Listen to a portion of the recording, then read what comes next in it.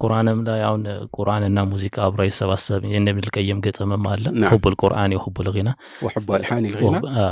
في قلب عبد لا يجتمع يجتمع ምናምን ይላል አንዳንድ ሰው مثلا ግን የሚባለው ቃሪ ቃሪ ነው ቁርአንም ጎበዝ ነው وكذلك ሙዚቃ ይሄንን አንዴ ሳቱት ነገር አያው ጥበብ ዒላና ህክማና ለመለየት የሚያመጣው ነገር ነው አሁን ኢብኑ ቀየም ከጥበብ አንፃር ይሄ የሚያመጣው ተጽዕኖ እየገለጹ ነው እንጂ ጋሊቡም እንደዛ ነው ኡስታዝ እውነታውም እንደዛ ነው ህክማው እኮ እንትን ማለቱ አይቀር አይደለ ይበልጥ ገልጽ ደግሞ አንድ ምሳሌ ልጨምር አጥር ያለ አንድ ሰው ሙሳፊር ሲሆን ቀስር ማድረግ ሶላት የአራት ረካዓ ሶላቶችን ማሳጠር ይፈቀድለታል طيب ይህ ማለት ዒላው ምንድነው ሰፈር መሆኑ خلاص ሰፈር منضبط ነው وصف ظاهر منضبط ማለት ነው ይሄን ያህል ኪሎ ሜትር ከተጓዝክ ከዛ በኋላ አንተ ደከመህ አልደከመህ አናይም خلاص ይፈቀድልሃል ለምን አብዛኛውን ጊዜ መሸቃ መኖር አሁን ይሄ መሸቃ ምንድነው ህክማ ነው ስለዚህ የፍርዱ መንጠልጣያ እናደርገው አይደለ የሆነ ሰው ተነስቶ ለአንተ ቀስር ማድረግ አትችልም ምክንያቱም የምትሰፈረው እንደዚህ በአማረ መኪና ወይ ደግሞ በአውሮፕላን ሙከየፍ ማለት ኤሲ ተከፍቶልህ ተዝናንተ እኔ አገሬ ከተቀመጥኩት ሰው በተሻለ መልኩ እየተዝናና እየተጓዝክ እንዴት ነው አንተ ቀስር ማድረግ የሚፈቀድልህ ምናምን ቢል አንቀበልም ለምን ህክሙ የተንጠለጠለው በመጓዙ ላይ ጉዞ በማድረጉ ነው ዒላው ደካም ይገኝም አይገኝም ዋና ብቻ እስከ ተጓዘ ድረስ ቀስር ማድረግ ይችላል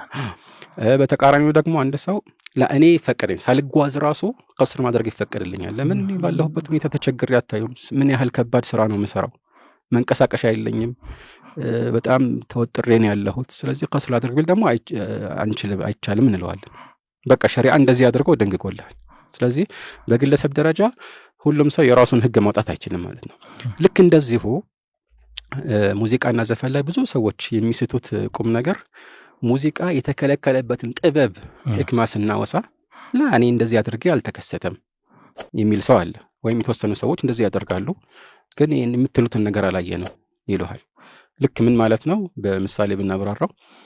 በነዳጅ ማደያ አካባቢ እሳት መለኮስ ወይ ማጨስ አይቻልም ሲባል እኔ ስንት ጊዜ አጭሽ አንድም ቀን አልፈነዳም ቢላንድ ሰው ማስረጃ አይሆንም ምክንያቱም ከአደጋው ክብደት አንፃር ነው ግን ይሄ እንዲያውም ከዚህ የባሰ ነው አብዛኛውን ጊዜ ይሄ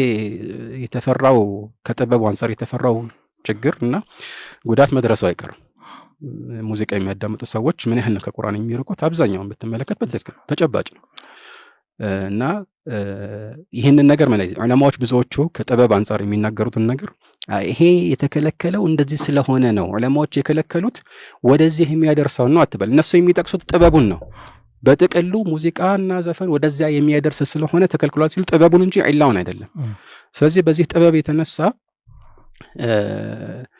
ተከልክሏል የሚሉት ህክማውን ነው የሚጠቅሱት ማለት ነው የሆነ ሰው መጣው ግን ለእነሱ እኮ የከለከሉት ወደዚህ የሚያደርሰው ነው ወደ መጥፎ ወደ ኸምር የሚጋብዝ ወደ እንትን የሚጋብዝ ለአስለን በመሰረቱ ባህሪው ይሄ ነው ግን ይሄ ባህሪ ማለት የሙዚቃ ባህሪ ሁሉም ሰው ላይ እኩል ተጽዕኖ ላይ ያሳድር ይችላል ግን እያንዳንዱ ሰው የተለየ የሸሪዓ ፍርድ አይሰጠውምና አጠቃላይ ህግ ነው ከበላይ የሚሰፍነውና ከዚህ አንፃር ለሁሉም ይከለከላል ይሄ እንግዲህ ብዙ ምሳሌዎች አሉት የተወሰኑትን አሁን ጠቅሰናል ግን ብዙ የሸሪዓ ድንጋጌዎች እንደዚህ ናቸው ስለዚህ ሁለቱን መለየት ያስፈልጋል ዒላህና ህክማህ ማለት ነው